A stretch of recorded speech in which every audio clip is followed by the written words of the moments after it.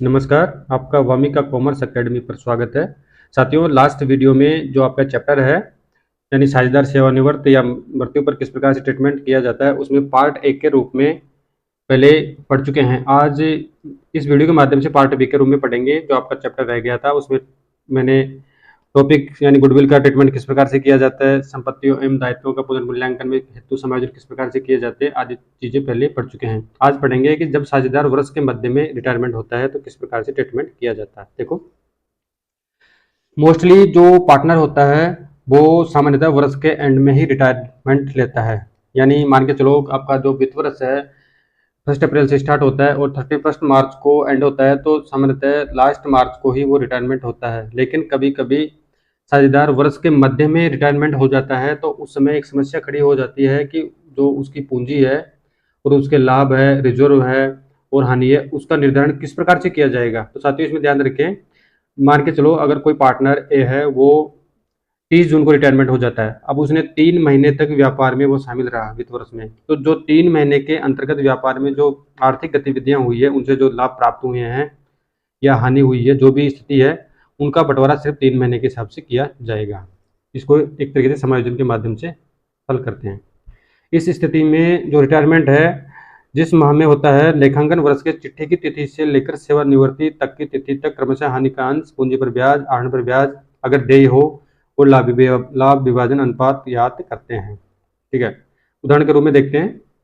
अगर कोई पार्टनर 3 माह बाद या 30 जून को रिटायरमेंट होता है, अगर जो फर्म का लाभ है उस वक्त 3 महीने में 20,000 रुपया है, कितना है, सॉरी 2 लाख रुपया है, तो अब इसको कैसे करेंगे हल। देखो, अब जो नया पार्टनर है, जो रिटायरमेंट पार्टनर है, मानते हैं उसका जो रेशियो है वो 4 अनुपात में है और बाकी तो तीनों पार्टनर का टोटल करेंगे तो 10 हो गया, यानी 4 अनुपात 10 टोटल हो जाएगा। अब इसमें 2 लाख रुपये का प्रॉफिट हो रहा है, तो इसने 3 महीने तक ये व्यापार में रहा है, यानी 1 अप्रैल से लेकर 30 जून तक ये व्यापार में रहा है इस नए वित्त वर्ष में। तो इसको हल करेंगे तो 2 लाख इंटू 3/12 इंटू 4/10 कर देंगे तो 20,000 रुपये जो इसका लाभ का प्रॉफिट में जो अनुपात है वो आ जाएगा। ठीक है, अब इसमें आगे एंट्री करते हैं। For being retiring partner share of profit for the intervening period to books of account, यानी मध्य में अगर वो रिटायरमेंट हो रहा है तो पुस्तकों में किस प्रकार से लेखांकन किया जाएगा। देखो, पहले लेखांकन करेंगे, एंट्री करेंगे profit and loss suspense account debit to retiring partners capital account, यानी जो इनके मध्य जो अनुपात है, यानी जो अवधि है 3 महीने के मध्य रिटायरमेंट हो रहा है, तो उस अनुपात में P&L सस्पेंस अकाउंट के माध्यम से समायोजन करेंगे। ठीक है, अगर profit and loss suspense account is closed by transforming the amount to the gaining partners capital account in their gaining ratio the journal entry. देखिए, अब इनके जो गेनिंग रेशियो में अगर इनको अकाउंट को बंद करेंगे तो किस प्रकार से एंट्री होगी। Gaining partners capital account debit to P&L suspense account, यानी गेनिंग पार्टनर यानी जो ओल्ड पार्टनर जो पार्टनर शेष रह रहे हैं उनको गेनिंग पार्टनर्स कहा जाएगा। जो एक ABC कितने भी हो सकते हैं, यानी 2 से अधिक होंगे, 2 या 2 से अधिक होंगे, इनके गेनिंग रेशियो में कर देंगे। और इसको अगर वैकल्पिक रूप से एंट्री करें, अगर डायरेक्ट रूप से करें, सस्पेंस अकाउंट में ट्रांसफर ना करें, अगर वैकल्पिक रूप से करें तो gaining partners capital account debit to retiring partner capital account आ जाएगा, यानी share of profit of retiring partner को CR कर देंगे।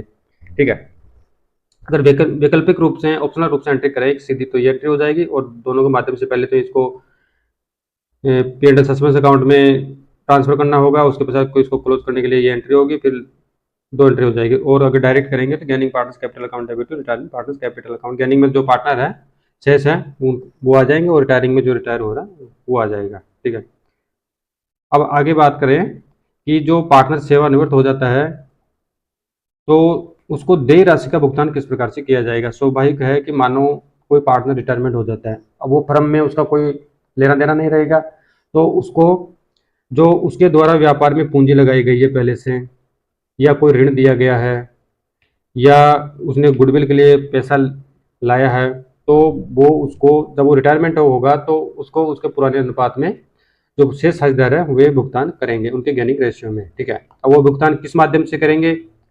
अगर हानि है तो जो रिटायरिंग पार्टनर है वो अपने हिस्से की हानि को चुका के जाएगा, अगर लाभ है तो लाभों में हिस्सा लेके जाएगा। ठीक है, अब इसमें उसको जो राशि का निपटारा करना है, तो राशि का निपटारा करने के लिए 2 विधियां होती है, एक तो होती है लमसम मेथड, एक होती है इंस्टॉलमेंट मेथड, यानी एक मुश्त भुगतान विधि या किस्तों में भुगतान विधि। ठीक है, अब इसमें होता क्या है कि कई बार फर्म की वित्तीय स्थिति अच्छी नहीं होती है, तो साझेदार को किस्तों में भुगतान किया जाता है। अगर फर्म की वित्तीय स्थिति अच्छी है तो उसको एक साथ यानी लमसम पेमेंट भी किया जा सकता है। अगर उसको लमसम पेमेंट नहीं किया जाता है, एक इंस्टॉलमेंट में रूप में किया जाता है या इंस्टॉलमेंट में बाद में करते हैं, तो उसमें एक प्रावधान लागू होता है, यानी जो भारतीय साझेदारी अधिनियम 1932 की धारा 37 है उसके प्रोविजंस लागू होते हैं। उसमें क्या दे रखा है कि जो बकाया राशि है, यानी मान के चलो कोई पार्टनर सेवानिवृत्त हो रहा है, उसको 1 लाख रुपए जो शेष साझेदार है उनके द्वारा देना है, उनकी गेनिंग रेशियो में, ठीक है। अब उसमें जो बकाया राशि है, मान के चलो 1 लाख रुपए पेंडिंग है, उसको 1 लाख रुपए चुकाना है, जो पार्टनर जा रहा है उसको देने हैं। तो उस पर अगर वो नहीं देते हैं तो 6% ब्याज देना होगा, या लाभों में जो पूंजी में उसका अनुपात है उसके अनुपात में, जो जितने शेष समय के लिए वो व्यापार कर रहा है, मान के चलो 3 महीने के लिए व्यापार कर रहा है, तो उस अनुपात में उसको लाभ देना होगा, यानी पूंजी के अनुपात में लाभ देना होगा। यानी जब तक पूंजी नहीं चुकाएंगे, जब तक व्यापार चलता रहेगा, जब तक उनको लाभ देना होगा। अभी बताया था कि अगर फर्म की वित्तीय स्थिति अच्छी नहीं है, देखो इसमें एक प्रोविजन हो रहा है कि जिस फर्म की वित्तीय स्थिति अच्छी नहीं होती है, तो उस समय में क्या करते हैं कि जो सेवानिवृत्त साझेदार होता है उसको जो राशि देनी होती है, कुल राशि, तो इसके लिए एक ऋण खाता खोला जाता है। यानी ऋण खाता खोल के जो राशि उसको चुकानी है भविष्य में, 1 लाख रुपए मान के चलें, 1 लाख रुपए देना है उसको, तो 1 लाख रुपए के लिए एक ऋण खाता ओपन कर दिया जाता है और वो राशि उस ऋण खाते में ट्रांसफर कर दी जाती है, ठीक है। अब जैसे ही राशि का भुगतान किया जाएगा, यह उसके खाते से डेबिट की जाएगी। मान के चलो राशि आपकी 1 लाख रुपया है, अब जैसे ही उसमें से मान के चलो इंस्टॉलमेंट में कैसे करते हैं, किस विधि से करते हैं, आगे पढ़ेंगे। 10,000 रुपया भुगतान कर दिया है तो 10,000 रुपये की राशि उसके खाते में डेबिट कर दी जाएगी। अब एंट्री देखते हैं इसमें। वह retiring partners is paid cash in full, अगर पार्टनर को एक साथ ही पूरा पेमेंट कर दिया जाता है तो क्या एंट्री होगी? इसमें एंट्री हो जाएगी retiring partners capital account debit to cash या बैंक। अगर नगद कर रहे हैं तो कैश आ जाएगा, या चेक के माध्यम से कर रहे हैं तो बैंक आ जाएगा, ठीक है। एंड रिटायरिंग पार्टनर में नाम आ जाएगा जो पार्टनर सेवानिवृत्त हो रहा है, ठीक है। ये तो हो गया एक साथ करने का। अब दूसरा है when retiring partners whole amount is treated as loan, अगर जो पार्टनर है सेवानिवृत्त हो रहा है, अगर उसको एक साथ भुगतान नहीं किया जाकर लोन के रूप में ऋण खाते में ट्रांसफर किया जाता है तो क्या करेंगे, देखिए। Retiring partners capital account debit to retiring partners loan account entry हो जाएगी। यानी मान लो सी हो रहा है, C's partners C's capital account debit to retiring partners loan account के नाम से ओपन कर देंगे, ठीक है, जो राशि ट्रांसफर कर देंगे। अब आगे है when returning partner is partly paid in cash and the remaining amount treated as loan. इसमें दो स्थिति है, मान के चलो 1 लाख रुपया है, अगर 1 लाख में से 50,000 रुपये तो उसको कैश देते हैं और बाकी बचा 50,000 रुपया लोन के रूप में ऋण खाते में ट्रांसफर करते हैं, तो एंट्री क्या होगी? Returning partners capital account debit to cash या bank account to returning partners loan account. अब इसमें देखो राशि कैसे आएगी, रिटर्निंग पार्टनर्स कैपिटल अकाउंट में टोटल अमाउंट आ जाएगी जो उसको दी है, ठीक है। अब उसमें से कैश कितना दिया है, 50,000 अपने कैश दिया है, ठीक है, 50,000 इसमें आ जाएगा, और जो लोन कितना किया 50,000 का 50,000 रुपये नीचे वाले में आ जाएगा, रिटर्निंग पार्टनर लोन अकाउंट में आ जाएगा, ठीक है। नेक्स्ट चलते हैं, अगला है when loan account is settled by paying in installment include principal and interest. अब इसमें देर का है जो लोन स्वाभाविक है, अगर किसी पार्टनर को तुरंत भुगतान कर दिया जाता है तो ब्याज देने की कोई आवश्यकता है ही नहीं। अगर उसको किस्तों में भुगतान करेंगे, बाद में देंगे, तो प्रिंसिपल के साथ यानी मूलधन के साथ साथ उसको ब्याज भी देना होगा। ये एक तरह से व्यापार का नियम होता है, साझेदारी अधिनियम का नियम है कि उसको तो उसकी पूंजी शेष रही है उस पर ब्याज भी देना होगा। अब वो ब्याज कितना देना होगा वो डिपेंड करता है उनके जो साझेदारी अधिनियम डीड बना हुआ है उसके अकॉर्डिंग देना होगा। अब इसमें देखते हैं फॉर इंटरेस्ट, लोन के लिए अगर पेमेंट करेंगे तो क्या एंट्री होगी?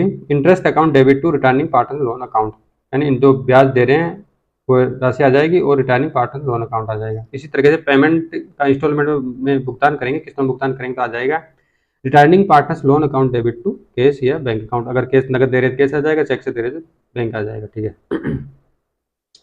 अब इसमें आगे एक नोट दे रखा है the balance of the returning partner loan account is shown on the liability side of the balance sheet till the last installment is paid to him यार। देखिए इसमें कह रहा है कि जब तक जो सेवानिवृत्त पार्टनर है उसको संपूर्ण राशि का भुगतान नहीं हो जाता है जो उसको चुकाना है यानी देना है जो शेष साझेदारों द्वारा, तो तब तक यानी संपूर्ण राशि का करने का मतलब यह है कि जो इंस्टॉलमेंट में शेष लास्ट राशि प्लस ब्याज से भुगतान नहीं हो जाता है तब तक उसकी शेष राशि को लायबिलिटी साइड में बैलेंस शीट में दिखाया जाएगा, यानी तब तक व्यापार के लिए वो दायित्व रहेगा, लोन अकाउंट के रूप में लायबिलिटी साइड में दिखाएंगे, ठीक है।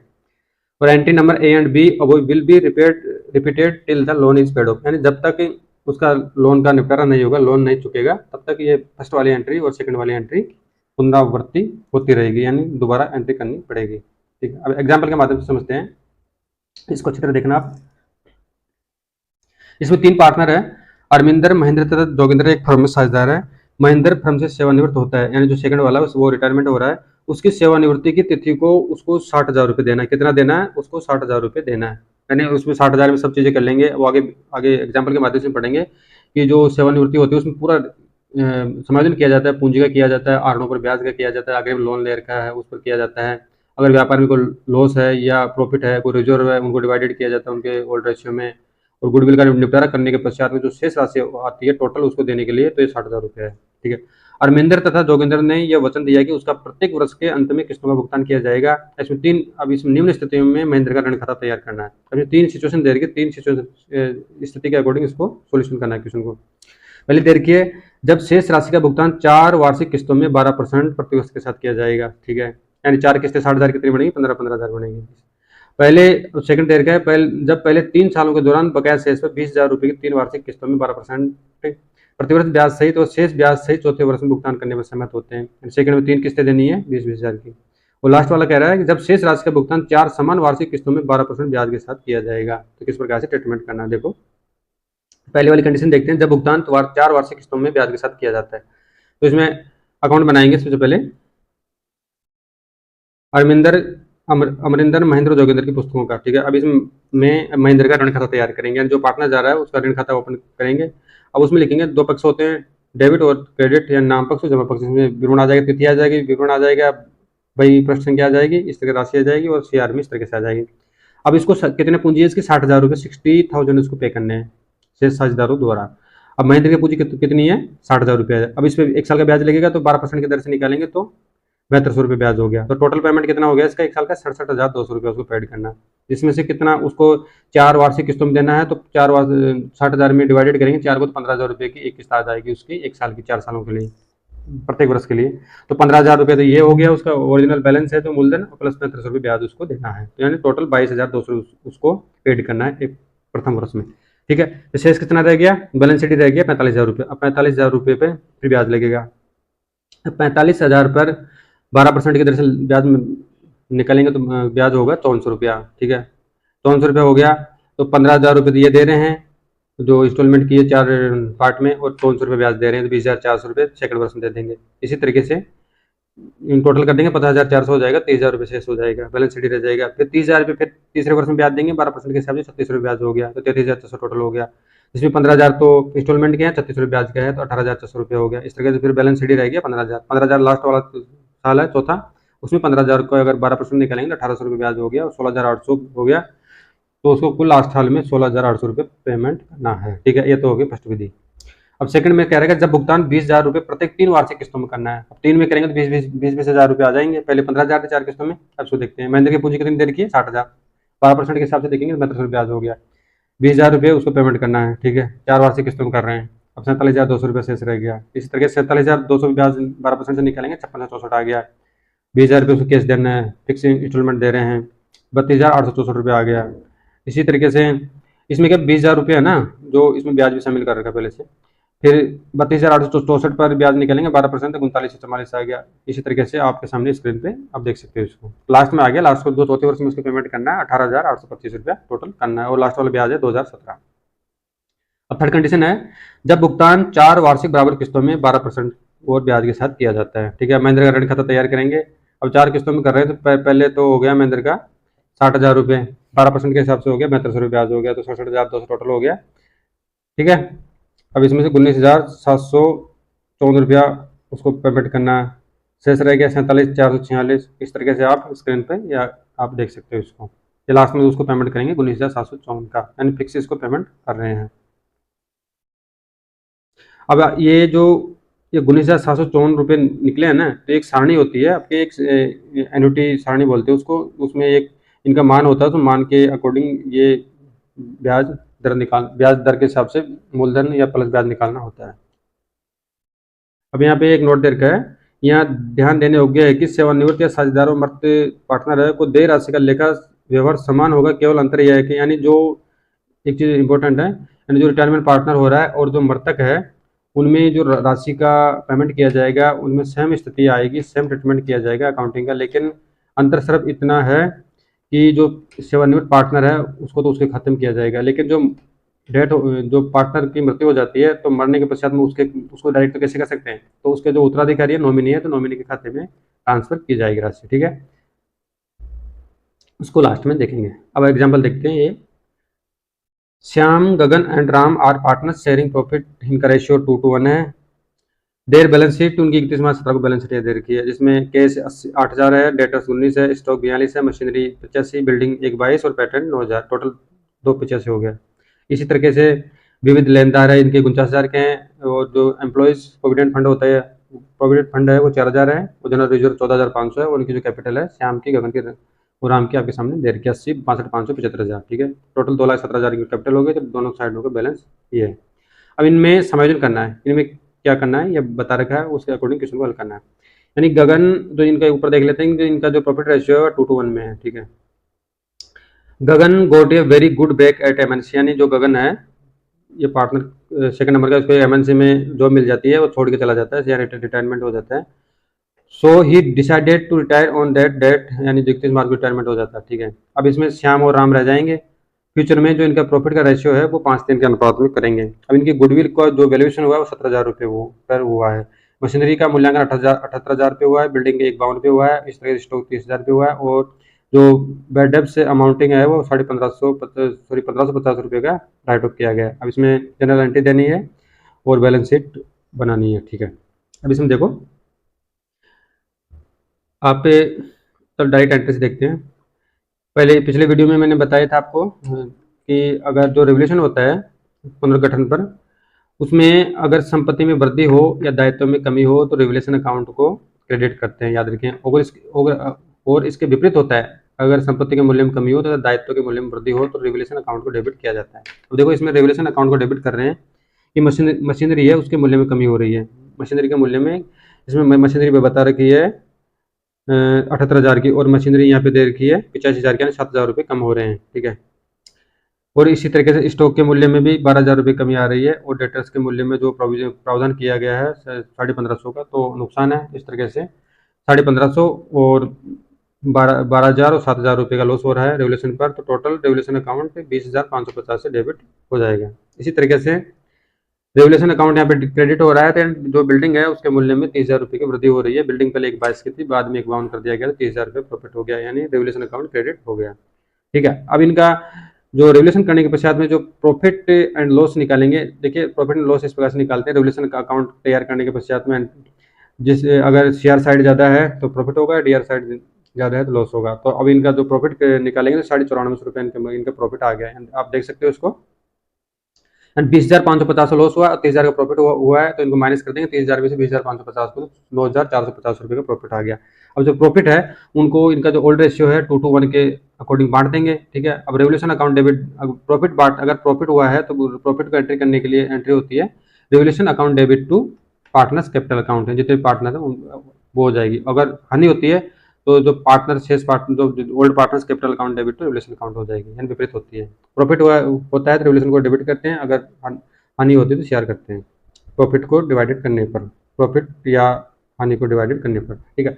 अब इसमें 94,500 में 100 रुपया यानी 9,450 रुपये का प्रॉफिट हो रहा है। अब इनके मध्य 2:1 अनुपात में डिवाइडेड कर देंगे तो शाम को मिल जाएंगे 3780, गगन को मिल जाएंगे 3780, और इसी तरीके से राम को मिल जाएंगे 1,890 रुपये, ठीक है। ये आपके सामने आ गया।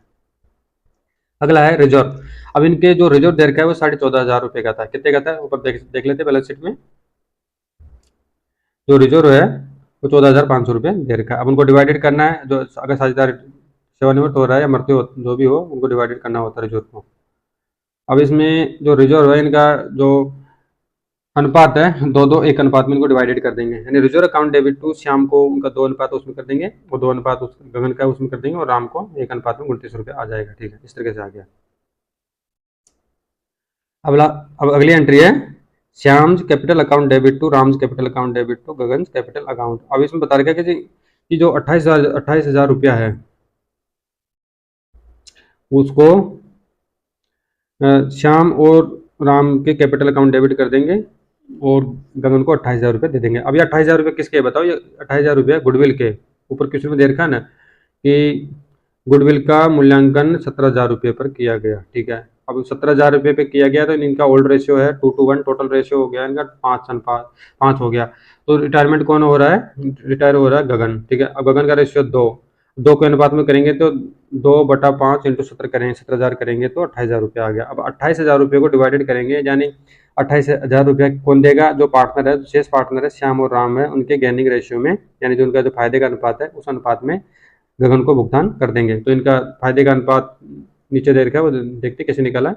9:7 इनका फायदे का अनुपात है, गेनिंग रेशियो तो 15,750 तो श्याम देगा गुडविल के, और राम 12,250 रुपया गगन को दे देगा, ठीक है। अब इसकी जो पूंजी है, अब ये गगन जा रहा है तो गगन को पेमेंट करेंगे, अगर कैश करेंगे तो कैश एंट्री हो जाएगी, पर यहाँ पे लोन अकाउंट तैयार करना है तो गगन कैपिटल अकाउंट डेबिट टू गगन से लोन अकाउंट कर देंगे। तो 1,80,000 1,80,000 रुपया इसको टोटल पेमेंट करना है दो पार्टनर उनके द्वारा, ठीक है। अब इसमें कैसे करना है कि इसकी पूंजी तो इसमें दे रखी है, बैलेंस शीट में देखते हैं कि जो ये गगन है इसके 62,500 रुपया तो इसकी कैपिटल है। इसके अलावा इसको जो इसका प्रॉफिट है, प्रॉफिट में इससे कितना, इसका 3780 रुपया है, प्लस उसके अलावा 28,000 रुपये इसका गुडविल का है वो इसको, और रिजर्व का है। इन टोटल को देने के पश्चात में इसका 1,80,000 रुपया बन गया। तो यह पेमेंट इन पार्टनर द्वारा कर दिया जाएगा। अब ये हो गया। इसके पश्चात बैलेंस शीट तैयार करते हैं। बैलेंस शीट में केस 8,000 का था, डेटर्स 17,450 के हैं, क्योंकि डेटर्स में 1,550 रुपये माइनस कर दिए। स्टॉक इस तरह से 30,000 का है। मतलब जो रेवल्यूशन तैयार करने के पश्चात में जो डाटा आए हैं उसके अकॉर्डिंग बैलेंस शीट तैयार की जा रही है, पिछले वाले बैलेंस शीट से मतलब नहीं है। मशीनरी 78,000 की, बिल्डिंग है 1,52,000 की, और पैटर्न 9,000 का है। यानी जिसमें समायोजन हुआ है तो समायोजन के हिसाब से बैलेंस शीट बनेगी, और अगर जिस मध्य में समायोजन नहीं है वो सेम पिछली वाली बैलेंस शीट की कॉपी हो जाएगी। तो टोटल राशि होगी 2,94,450। इसी तरीके से सन्ड्री लेनदार है, सन्ड्री क्रेडिटर्स है वो 49,000 के हैं। एम्प्लॉयज प्रोविडेंट फंड 4,000 का है, और श्याम की कैपिटल 73,830 है, और राम की 67,540 रुपये है। इनकी कैपिटल बढ़ गई। और गगन का लोन 1,80,000 रुपया है, ठीक है। अब इनका जो गेनिंग यानी फायदे का अनुपात का सूत्र होता है new share minus old share. तो न्यू शेयर कितना है, 5/8 है, 5:3 में कर रहे हैं ये जो पार्टनर शेष रह रहे हैं श्याम और राम। तो 5/8 माइनस 2/5 यानी ओल्ड रेशियो इनका, ठीक है, 9:40 आ गया। इस तरह से राम का आ गया 7:40, तो इनका 9:7 गेनिंग रेशियो हो गया। अब रेवल्यूशन अकाउंट तैयार करते हैं। अब बिल्डिंग 30,000 रुपये की हुई है। जो फायदा होता है वो शेयर की तरफ आता है, और जो नुकसान होता है वो लाइबिलिटी साइड में आता है, ठीक है, और कैपिटल साइड आती है। अब इसमें बिल्डिंग को 30,000 रुपये पर अगर बिल्डिंग को वैल्यूएटेड किया गया तो 30,000 का प्रॉफिट हुआ था, इस साइड आ गया, ठीक है, साइड आ जाएगी लाइबिलिटी। और जो मशीनरी है वो 7,000 का नुकसान हुआ था। इस तरह से स्टॉक में 12,000 का है, डेटर्स में 1550 रुपये का नुकसान था, और जो प्रॉफिट हुआ था वो ट्रांसफर करेंगे कैपिटल अकाउंट में श्याम के, गगन के और राम के में, 3780, 1890, ठीक है, ये आ गया। ये 5450 रुपये प्रॉफिट हो गया। इसी तरीके से पार्टनर्स कैपिटल अकाउंट तैयार कर लेंगे, क्योंकि जो पुरानी पूंजी थी 80, 62,500, 7500 थी। इस रेवल्यूशन पे 3780, 1800 रुपये फायदा हुआ। प्रॉफिट का जो रिजर्व था वो बांट दिया 5800, 2900 के रूम में। और जो इनकी श्याम की कैपिटल, राम की कैपिटल, इन्होंने जो पेमेंट किया था उसको गुडविल के रूप में वो आ गया, ठीक है। तो 79,790, 1,80,000 और 89,580 इस तरह से आ गए। इस तरीके से इनकी कैपिटल आगे आ जाएगी, यहाँ पे आप स्क्रीन पर देख रही हो। अब इसमें एक नोट दे रखा है, as sufficient balance is not available to pay the due amount to Gagan, the balance in his capital account is transferred to his loan account। इसमें क्या रखा है कि जो 1,80,000 रुपये उसको पेमेंट करना था वो फर्म के पास में पूंजी नहीं है तो उसको कैश नहीं दे रहे हैं, तो उसके लोन अकाउंट में ट्रांसफर कर रहे हैं, ठीक है। ये तो हो गया आपका, इसको किस तरह से लोन अकाउंट में समायोजन किया जाता है। अब दूसरा टॉपिक है इसमें साझेदारों की पूंजी का समायोजन किस तरीके से करेंगे। देखो, कोई भी साझेदार फर्म में प्रवेश लेता है या रिटायरमेंट होता है, मृत्यु होती है, तो प्रत्येक स्थिति में उसके समायोजन करना जरूरी होता है, ठीक है। अगर पूंजी का समायोजन करने पर दो स्थिति होती है, या तो किसी साझेदार की पूंजी एक्सिस रह जाती है या किसी साझेदार की पूंजी शॉर्ट पड़ जाती है। जिस पार्टनर की पूंजी एक्सिस है यानी ज़्यादा अधिक है तो वो पार्टनर अपनी पूंजी को विड्रॉल करेगा, और जिस पार्टनर की पूंजी कम है तो वो पार्टनर अपने हिस्से की पूंजी लेके आएगा, ठीक है। साझेदार की सेवानिवृत्ति या मृत्यु के समय से साझेदार पूंजी का समायोजन अपने लाभ से करते हैं। पूंजी से अधिक या कमी को साझेदार के व्यक्तिगत खाते से याद करते हैं, यानी जो पूंजी की कमी है या अधिकता है, जो भी स्थिति है, वो अपने व्यक्तिगत पर्सनल अकाउंट से लेके आते हैं। आधिक की राशि को निकाला जाता है और तथा कमी की राशि को साझेदार द्वारा लेके आए जाते हैं, समायोजन किया जाता है। अभी मैंने बताया था। अब इसमें दो स्थिति है, एंट्री किस प्रकार से करेंगे। देखो, अगर आधी की राशि का आहरण करेंगे, अगर जिस पार्टनर की पूंजी का समायोजन करने के पश्चात में पूंजी ज्यादा रहती है तो वो स्वाभाविक है वो उसको विड्रॉल करेगा, निकालेगा, तो निकालने की एंट्री हो जाएगी partners capital account debit to cash या बैंक। अगर कैश दे रहे हैं तो नगद दे रहे हैं तो कैश एंट्री लिखा आएगा और चेक से दे रहे हैं तो बैंक आ जाएगा। इस तरीके से अगर कमी की राशि लाएगा कोई पार्टनर, या ये तो आधे की राशि को विड्रॉल कर रहा है, और अगर जिस पार्टनर की राशि कम है अगर वो राशि लेके आता है तो इसकी विपरीत एंट्री हो जाएगी, कैश या bank account debit to partners capital account. ठीक है, इसमें तीन स्थिति होती है। देखो, शेष साझेदारों की पूंजी का समायोजन तीन में से किसी भी एक प्रकार से किया जा सकता है, जैसा कि निम्न उदाहरण देखते हैं। देखो, पहली कंडीशन है जब नई फर्म की पूंजी का निर्धारण साझेदारों द्वारा पहले से निश्चित किया जाता है। इसमें जो क्या होता है पहले से फर्म का निर्धारण पहले से कर लिया जाता है, फिर उससे अनुपात में वह साझेदार जो पूंजी शॉर्ट रहती है, एक्सेस रहती है, उस हिसाब से समायोजन कर लेते हैं। देखो उदाहरण इसमें, मोहित नीरज तथा सोन फर्म में पार्टनर है, अपने लाभ का विभाजन 2-2-1 में करते हैं। नीरज सेवानिवृत्त होता है, मोहित और सोनी ने डिसीजन लिया है कि नई फर्म की पूंजी 1,20,000 होगी। ठीक है, यानी जो ये पार्टनर है वो नीरज तो रिटायरमेंट हो गया, और मोहित और सोने जो शेष पार्टनर उन्होंने डिसीजन लिया कि फर्म की पूंजी 1,20,000 करेंगे। सभी समायोजन करने के पश्चात मोहित और सोन की पूंजी खातों में जमा शेष क्रम से 82 तथा 41,000 रुपये, यानी जो सभी समायोजन करने के पश्चात इनकी पूंजी का शेष है तो 82 और 41 है। अब इस संबंध में साझेदारों द्वारा किसके द्वारा पूंजी लाई जाएगी और किसके द्वारा विड्रॉल किया जाएगा देखते हैं। मोहित और सोन के बीच में नया लाभ विभाजन अनुपात है 2:1 है। अब इनके नए अनुपात के आधार पर पूंजी देखेंगे तो 80,000 और 40,000 आ जाएगी, यानी 1,20,000 रुपये लास्ट पूंजी है, समायोजन करने के पश्चात 1,20,000 रुपये पूंजी आई है, तो इनका 2:1 के हिसाब से करेंगे तो 80 और 40 आ जाएगी। इसी तरीके से वर्तमान पूंजी में समायोजन की बात करेंगे तो एक का 82,000 था और एक का 41,000 था, तो यानी एक का 2,000 रुपये ज़्यादा आ रहा है और एक का 1,000 रुपये ज़्यादा आ रहा है। ठीक है, अब इसमें एंट्री हो जाएगी Mohit capital account debit to Son capital account debit to cash account. ठीक है, अधिक पूंजी को निकालने पर। अब दूसरी कंडीशन दे रखी है इसमें, जब नई फर्म की कुल पूंजी नहीं दी गई हो, इसमें तो पूंजी दे रखी है, लेकिन जब नई फर्म की कुल पूंजी नहीं दी गई हो तो किस प्रकार से समायोजन करेंगे। देखो ये थोड़ा टिपिकल है, उदाहरण अच्छी तरह देखिए इसको। आशा, दीपा और लता एक फर्म में पार्टनर है, अपने लाभ को 3-2-1 के रेशियो में डिवाइडेड करते हैं। पुनर्मूल्यांकन ख्याति तथा संचित लाभों से संबंधित सभी एडजस्टमेंट करने के पश्चात आशा व लता के पूंजी खातों का जमा शेष क्रमशः 1,60,000 और 80,000 रुपये होता है, यानी सभी एडजस्टमेंट करने के पश्चात में इनकी पूंजी खातों का शेष 1,60 और 80 है। अब इसमें नई पूंजी नहीं दे रखी है तो नई पूंजी पुरानी पूंजी के आधार पर डिसाइड करेंगे। ये डिसीजन लिया गया कि आशा व लता के पूंजी खाते नए लाभ विभाजन अनुपात के अनुसार एडजस्टेड किए जाएंगे। साझेदारों की नई पूंजी की गणना करें तथा रोकड़ व लाने और निकालने के संबंध में आवश्यक एंट्री दें। देखो अब नए साझेदार पूंजी की गणना कैसे करेंगे, देखिए आशा के पूंजी खाते में शेष कितना 1,60,000 रुपया है, और लता के पूंजी खाते में शेष कितना 80,000 रुपया है, तो टोटल कर देंगे 2,40,000 रुपये इनकी पूंजी आ गई। ठीक है, अब इनका नया जो न्यू रेशियो नया लाभ विभाजन अनुपात है 3:1 है, कितना 3:1 इसमें दे रखा है, ये 3:1 है ना, तो इसमें एक तो रिटायर हो रहा है, तो अब 3:1 के हिसाब से करेंगे तो 2,40,000 का 3/4 कर देंगे तो 1,80,000 आ जाएगा। इस तरीके से लता की पूंजी देखेंगे तो 2,40,000 का 1/4 कर देंगे 60,000 रुपये आ जाएगा, यानी आशा की नई पूंजी 1,80,000 है और लता की 60,000 है। अब इसमें टिप्पणी दे रखी है कि नई फर्म की कुल पूंजी शेष साझेदारों की पूंजी खातों में शेष के योग के आधार पर होगी। देखिए नई पूंजी की एक 80 है, एक की 60 है, इस तरीके से विद्यमान पूंजी 1,60 और 80 है, तो कितना डिफरेंस रह रहा है, एक के 20,000 का रह रहा है, दूसरे के 20,000 का रह रहा है, यानी एक के तो 20,000 शॉर्ट पड़ रहे हैं और एक के 20,000 एक्सेस हो रहे हैं। ठीक है, अब इसमें एंट्री हो जाएगी रोकड़ लाने पर cash account debit to Asha capital account 20,000 की। इस तरीके से दूसरा लता वो विड्रॉल कर रही है तो Lata capital account debit to bank account से, यानी विपरीत एंट्री हो जाएगी। ठीक है, मैं ये एंट्री हिंदी में तो मैं इंग्लिश में बता रहा हूँ। अब नेक्स्ट एग्जाम्पल देखते हैं। The balance sheet of Mohit, Neeraj and Sohan who are partners in firm sharing profit ratio. ठीक है, और इनका जो 31 मार्च 17 का ये बैलेंस शीट दे रखा है। इस बिल्डिंग 1 लाख की है, मशीनरी 50 की है, स्टॉक 18 का है, डेटर्स 20,000 के है, जिसमें प्रोविजन बना रखा है, बैड डेब्ट्स 1,000 का, तो 19,000 आ गया। इस तरीके से कैश बैंक में नगद 14,000 है, 2,01,000 रुपये सेट्स के है। इसी तरीके से लेनदारों को देखें तो 21,000 के हैं, मोहित की कैपिटल 80 है, नीरज की कैपिटल 40 है, सोन की कैपिटल 40 है। इस तरीके से जनरल रिजर्व 20,000 के हैं। ठीक है, अब इसमें समायोजन करना है, क्या कर रहा है, on that Neeraj decided retire from the firm and was paid for his share in the firm subject to the following. देखिए इसमें क्या कर रहा है कि जो नीरज है वो रिटायरमेंट होने का डिसीजन लेता है, नीरज यानी सेकंड नंबर वाला। अब इसमें समायोजन करेंगे क्या, क्वेश्चन में क्या दे रखा है, यानी बिल्डिंग है उसको 20% से बढ़ाया गया, यानी अप्रिशिएट किया गया 20% से, बिल्डिंग का मूल्य 20% बढ़ाया गया। ठीक है, provision for bad debts to be increased 15% और डेटर्स, यानी जो प्रावधान है वो 15% से ज़्यादा और करना है। इस तरह से मशीनरी को 20% से डेप्रिशिएट करना है, यानी मूल्यह्रास लगाना है। ठीक है, लास्ट में दे रखा है goodwill of the firm is valued at R S 72,000, यानी जो गुडविल है फर्म की उसको 72,000 का मूल्यांकन किया गया। अब इसमें तो क्या करना है, returning partner share is adjusted through the capital account of remaining partner, जो शेष साझेदार हैं उनके पूंजी खातों के माध्यम से समायोजन करने हैं। ठीक है, इसमें आप बैलेंस शीट दोबारा देख लो, अब फिर वो राशि याद समायोजन करेंगे तो उसमें बार बार देखने की जरूरत नहीं पड़ेगी। इसमें लास्ट एक चीज़ और रही, the capital of new firm की जो फिक्स कैपिटल दे रखी है 1,20,000 रुपया है।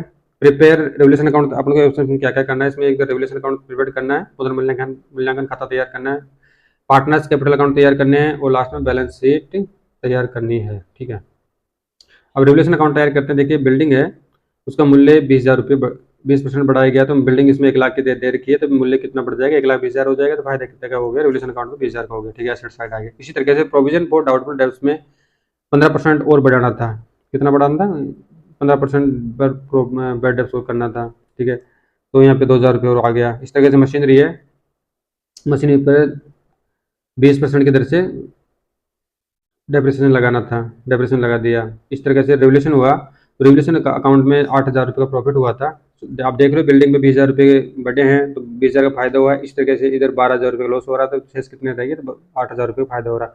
अब 8,000 रुपये है, इनके मध्य 4:2:2 में डिवाइडेड कर देंगे, यानी 2:1:1 में डिवाइडेड कर देंगे, 8,000 रुपये आ गया। इस तरीके से पार्टनर्स कैपिटल अकाउंट तैयार कर लेंगे।